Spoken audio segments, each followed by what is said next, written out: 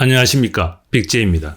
이번 시간에는 중세 역사에서 논란이 많이 되고 있는 십자군 전쟁, 그 중에서 가장 논란이 많이 되고 있는 제4차 십자군 전쟁에 대해서 알아보겠습니다. 특히 제4차 십자군 전쟁을 통해서 베네치아의 붕괴가 시작됩니다. 과연 어떠한 과정을 통해서 그렇게 되는지 지금부터 살펴보겠습니다. 오랜만에 구독과 좋아요 부탁드리면서 시작하겠습니다. 1198년 8월 교황 인노켄티우스 3세는 새로운 십자군 원정의 시작을 알렸습니다. 1187년 살라딘이 하틴 전투에서 십자군을 괴멸시키고 예루살렘을 탈환한 것이 결정적인 이유였습니다. 시리아의 강물에 빠져 죽은 신성 로마 제국의 프리드리히 1세도 영국의 사자왕 리처드도 예루살렘을 탈환하지 못했습니다. 이 부분에 대한 자세한 내용은 살라딘을 소개한 이전의 동영상에 잘 나와 있으니 참고해 주시기 바랍니다. 십자군의 영역은 이제 티레나 아크레 같은 해안의 작은 항구들을 따라 형성된 몇몇 거주지에만 한정되어 있었습니다. 교황에게는 십자군을 다시 부흥시킬 과제가 부여되었습니다. 교황 인노켄티우스는 37세의 젊고 청명하고 결의에 찬 인물이었습니다. 그는 실용적인 사람이었고 종교적인 수사의 달인이었으며 노련한 법률가이기도 했습니다. 그의 십자군 소집은 군사적 모험인 동시에 세속화되어가는 세상의 도덕을 재무장하는 운동이었으며 교황의 권위를 재확립하려는 일종의 주도권 행사였습니다. 처음부터 그는 십자군 소집을 선포한 것뿐 아니라 그 자신이 교황의 특사들을 통해서 십자군을 직접 지휘하려고 했습니다. 교황의 특사 중 한 명이 프랑스 북부로 가서 영주들을 격리하는 동안 다른 한 명의 특사는 십자군을 운송할 선박을 알아보러 베네치아로 향했습니다. 당시의 군사 전략가들은 지난 1세기 동안 십자군 운동을 하면서 몇 가지 사실을 알게 되었습니다. 첫 번째는 육로를 통해 시리아에 가는 것이 무척 힘들다는 것이었고, 두 번째는 비잔틴인들이 자신의 영토를 무장병력이 짓밟고 지나가는 것을 매우 싫어한다는 것이었습니다. 이탈리아의 해양 공화국들 중 피사와 제노바는 전쟁 중이었으므로 오직 베네치아만이 십자군 전체를 동방으로 실어나를 능력과 자원과 기술을 보유하고 있었습니다. 교황의 요구에 대한 베네치아의 즉각적인 반응은 놀라웠습니다. 그들은 로마에 사절을 보내 우선 교황이 내린 이슬람 세계, 특히 이집트와의 통상 금지령을 해제해달라고 요청했습니다. 베네치아의 이러한 요구는 출발부터 4차 십자군을 괴롭히게 되는 신앙과 세속적 필요성 간의 갈등 구조를 형성했습니다. 사절들은 베네치아가 처한 독특한 상황을 설명했습니다. 농업을 하지 못하는 베네치아는 온전히 무역에만 의지해 살아가는데 통상 금지령을 성실하게 준수하느라 매우 큰 타격을 입었다고 주장했습니다. 교황은 베네치아에 전쟁 물자의 거래를 배제한 무역 거래를 허가했습니다. 교황은 베네치아에 다음과 같이 경고했습니다. 사라센인들에게 철, 대마, 무기, 목재 등의 판매를 금지한다. 이를 위반하면 파문할 것임을 강력히 경고한다. 이번 허가 조치에 너희들이 크게 감동하여 예루살렘 지역을 지원하기를 희망하며 스스로의 양심을 어기고 부정하게 이 칙령을 속이려 드는 사람은 하나님이 내리는 형벌로 꼼짝 못하게 붙잡힐 것을 조금도 의심해서는 안 된다. 교황의 파문하겠다는 위협은 심각했습니다. 이때까지 교황의 금지령을 위반하며 몰래 사르센인과 통상한 그동안의 베네치아였는지라 교황은 베네치아를 전혀 신뢰하지 않았습니다. 그들만이 선박을 공급할 수 있었기에 조금은 양보하지 않을 수 없었습니다. 제4차 십자군은 주로 프랑스의 귀족들로 구성되었습니다. 주요 인물로는 쌍파뉴 백작, 블루아 백작, 플랑드르 백작 등을 들 수 있습니다. 총 70명이 넘는 봉곤 제후와 기사들은 6명의 대표자를 뽑았습니다. 이들 중에는 쌍파뉴의 조프로와 드 빌라르 두행이 있었습니다.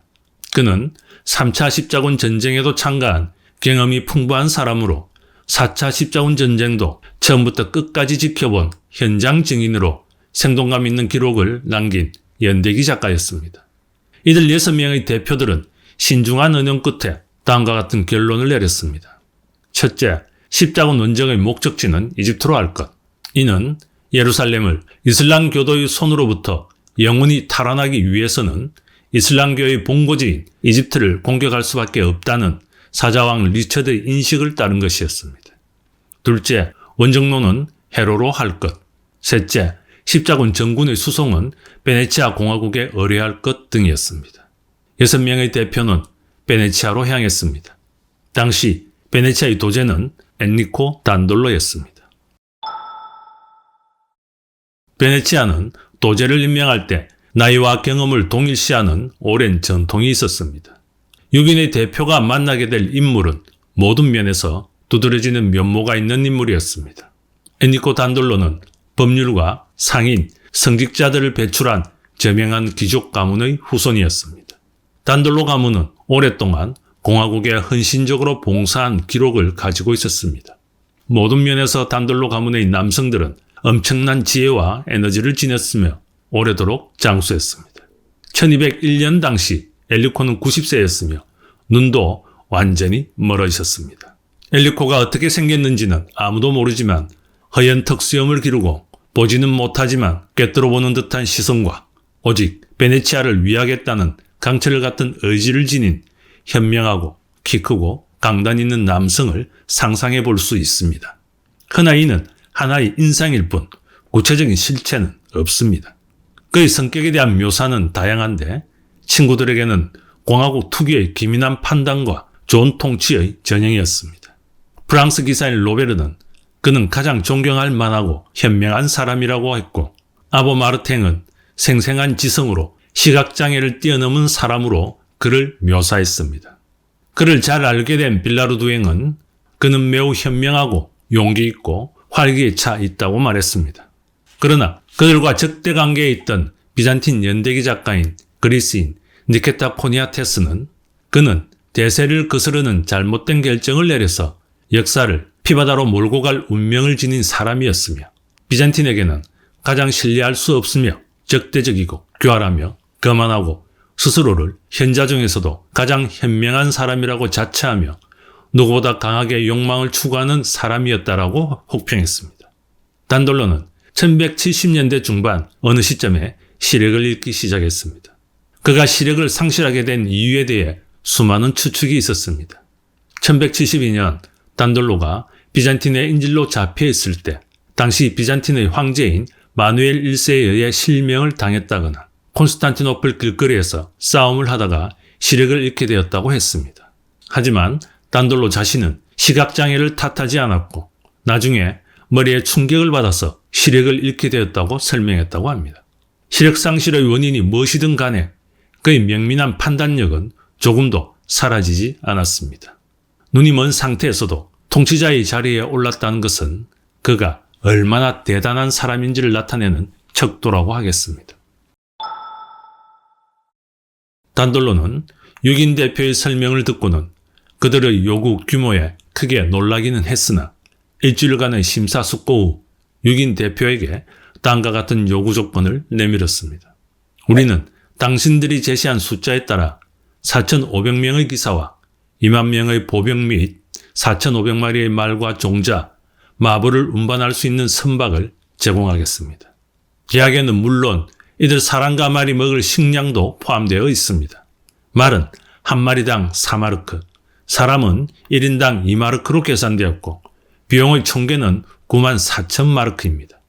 계약상의 의무는 베네치아 항구를 출항하는 날로부터 1년간 유효하며 십자군이 점령한 영토의 절반을 차지하는 조건으로 베네치아의 무장 갤리선 50척을 무상으로 추가 공급할 것입니다. 각각의 요구에 드는 비용은 합리적이었습니다. 1190년에 제노바인들은 프랑스에 비슷한 요구를 했습니다. 그러나 94,000마르크는 믿기 어려울 정도로 엄청난 액수로 프랑스의 1년치 수입과 맞먹었습니다. 참고로 당시의 마르크화는 신성 로마 제국의 은화로 갈치의 기준을 삼기 위해 마르크화를 쓴 것이었습니다. 베네치아의 관점에서 보면 엄청난 리스크가 있긴 했지만 굉장한 이득을 남길 수 있는 기회이기도 했습니다. 그 일을 하기 위해서는 전체 베네치아 경제가 2년간 다른 일을 하지 않고 집중해야 했습니다. 베네치아 공화국은 중세 역사상 최대의 상업 계약을 눈앞에 두고 있었으며 계약 기간 동안에는 다른 모든 교육 활동을 중단해야 했습니다. 또한 모든 자원이 동원되어야 했으므로 계약이 어디에선가 실패한다면 도시에는 커다란 재앙이 될 터였습니다. 중요 변수는 양, 가격, 그리고 납품일자였습니다. 다음 날, 나중에 베네치아 조약으로 불리게 될 조약이 체결되었습니다. 요청한 사람과 선박의 수, 투자되는 돈의 총액 등을 숫자로 표기하면 숨이 막힐 정도였습니다. 베네치아가 이러한 엄청난 도박에 뛰어든 이유는 이익 때문이었습니다. 사실 이전 세기 동안 베네치아의 발전은 십자군 원정과 깊숙이 연관되어 있었습니다.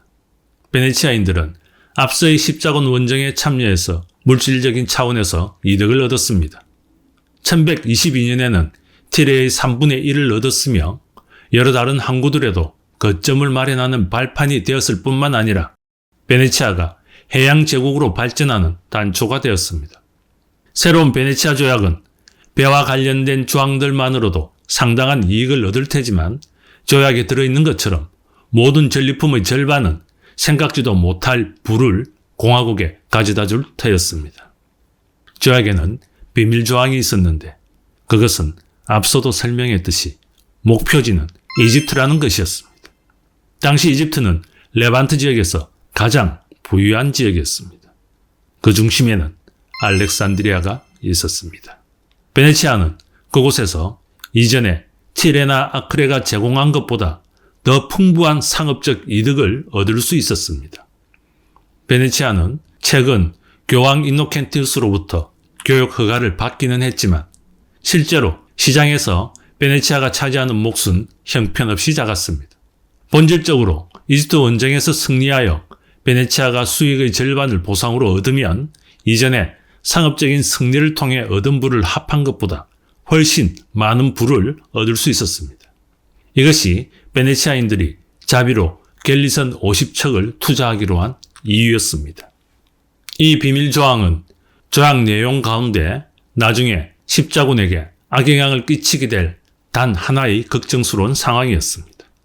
다른 문제는 시간으로 베네치아 공화국은 최종적으로 1202년 6월 24일 세레자 요한의 탄생 축일로부터 9개월간만 선박을 제공하기로 했습니다. 그리고 결정적으로 돈이 문제였는데 최종적으로 합의된 금액은 8만 5천 마르크로 삭감되었지만 여전히 믿기 어려울 정도로 엄청난 금액이었습니다. 베네치아인들은 공화국 역사상 최대의 함대를 만드는 작업을 시작했습니다.